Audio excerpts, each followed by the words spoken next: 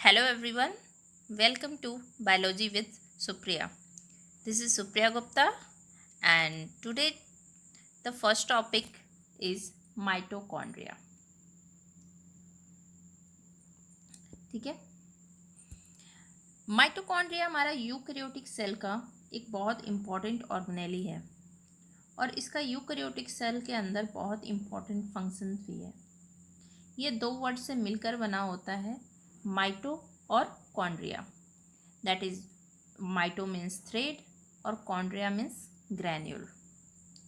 इसे हम लोग power house of the cell भी बोलते हैं, जिसे हम लोग आगे की स्लाइड्स में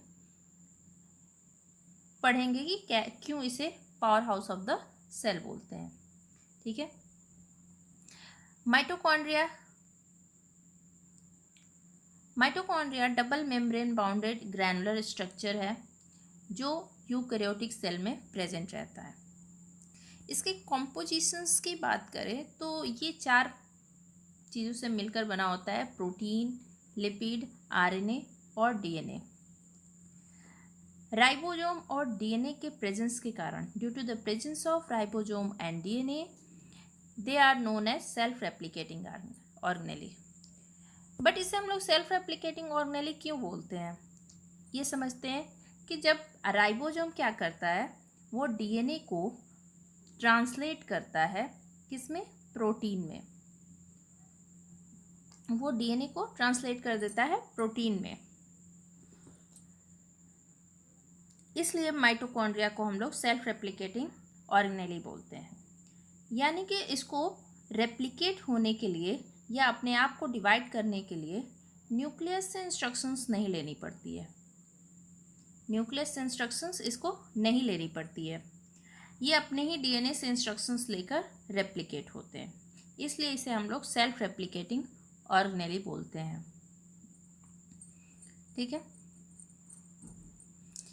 इसके स्ट्रक्चर्स की बात करें तो ये आप देख सकते हैं कि ये डबल मेम्ब्रेन बाउंड स्ट्रक्चर है। ठीक है, इसकी बाहरी लेयर को हम लोग आउटर मेम्ब्रेन और इनर लेयर को हम लोग इनर मेम्ब्रेन बोलते हैं। ठीक है, इसके आउटर मेम्ब्रेन और इनर मेम्ब्रेन के बीच में एक स्पेस है, उसे हम लोग इंटर मेम्ब्रेन स्पेस बोलते हैं। ठीक है, माइटोकॉन्ड्रिया के अंदर मैट्रिक्स प्रेजेंट होता है जिसमें डीएनए, राइबोसोम और कुछ एंजाइम्स प्रेजेंट रहते हैं। और एक और चीज़, ये जो हमारा कॉन्वोल्यूटेड स्ट्रक्चर है इनर मेम्ब्रेन वाला, उसे हम लोग क्रिस्टी बोलते हैं। ठीक है, तो ये हमारा हुआ स्ट्रक्चर। आते हैं इसके फंक्शंस के बारे में। तो इसका मेन फंक्शन है सेलुलर रेस्पिरेशन में इन्वॉल्वमेंट। सेलुलर रेस्पिरेशन क्या है? सेलुलर रेस्पिरेशन एक ऐसा प्रोसेस है जिसमें जो होता है, जो फूड होता है वो स्मॉलर पार्टिकल में डिवाइड होता है और जो फूड के अंदर जितनी एनर्जी होती है वो एटीपी के फॉर्म में रिलीज होती है। See, cellular respiration means food is broken down into simple substance and stored energy in the form of ATP. और एटीपी का क्या होता है? एटीपी सेल इसका एटीपी का यूज एज ए एनर्जी करता है। किस एक्टिविटी में? बहुत सारे एक्टिविटी में, वेरियस एक्टिविटी के लिए वो एटीपी का यूज एनर्जी के रूप में करता है। तभी एटीपी क्या है? Is the main energy currency of the cell. ठीक है, इस बेस पर हम लोग कह सकते हैं कि माइटोकॉन्ड्रिया जो भी एनर्जी प्रोवाइड करता है वो सेलुलर रेस्पिरेशन के जरिए, तो माइटोकॉन्ड्रिया को हम लोग power house of the cell बोलते हैं। ठीक है,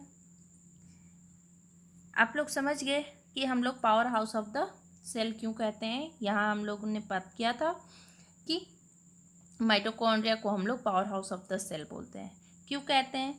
क्योंकि सेलुलर रेस्पिरेशन के जरिए mitochondria ATP form energy release करता है और वही एनर्जी सेल यूज करता है, किस वेरियस एक्टिविटी में वो यूज करता है। इसलिए हम लोग माइटोकॉन्ड्रिया को power house of the cell बोलते हैं। That's it from my side. Thank you so much. Thank you.